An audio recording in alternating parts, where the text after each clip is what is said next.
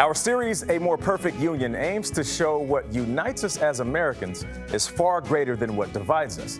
Now, 2/3 of college-educated millennials live and work in just 52 U.S. metro areas. This morning, we introduce you to Lead for America, a program designed to bring young talent back home after college to help build up their under-resourced communities. Adriana Diaz spoke with one of the program's founders and 3 of its fellows about what homecoming means to them.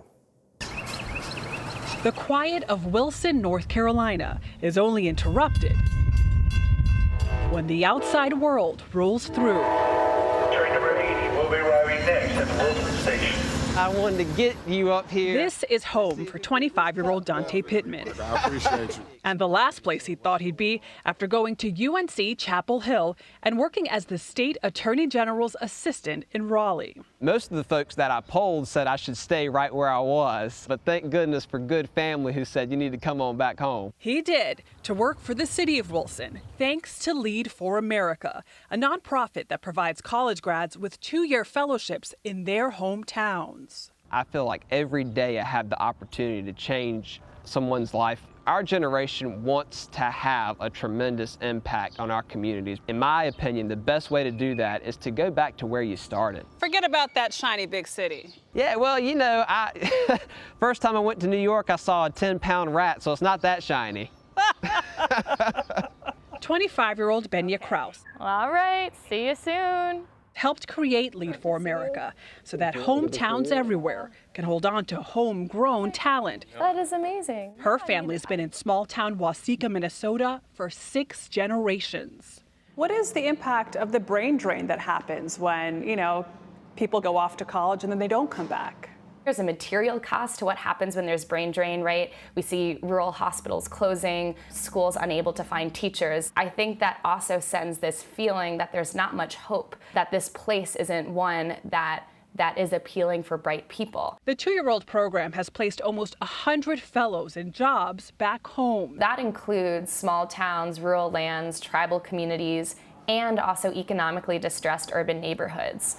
Neighborhoods like North St. Louis, where 23-year-old Trayvon Latimer grew up. It was a place that I had a heart for and wanted to see change, but didn't necessarily have the tools. I did spend a lot of my childhood in Ferguson, Missouri. I definitely thought a lot about, inequality and those issues. After college in Chicago, Latimer came home to work on those issues with a fellowship supporting small and minority-owned businesses. The federal stimulus package that was passed in March, a lot of the money for small businesses came through our department, so I was able to help divvy out almost $5 million to small businesses across the region. What kind of difference can someone like you make who's actually from the community? If you have people who understand where they're from and understand the issues more than anybody, more than any policy expert, because they live it day to day, you will see real change. I just got a $10,000 grant. The Fond du Lac Tribal Nation in Minnesota is Alexandra Houchin's home.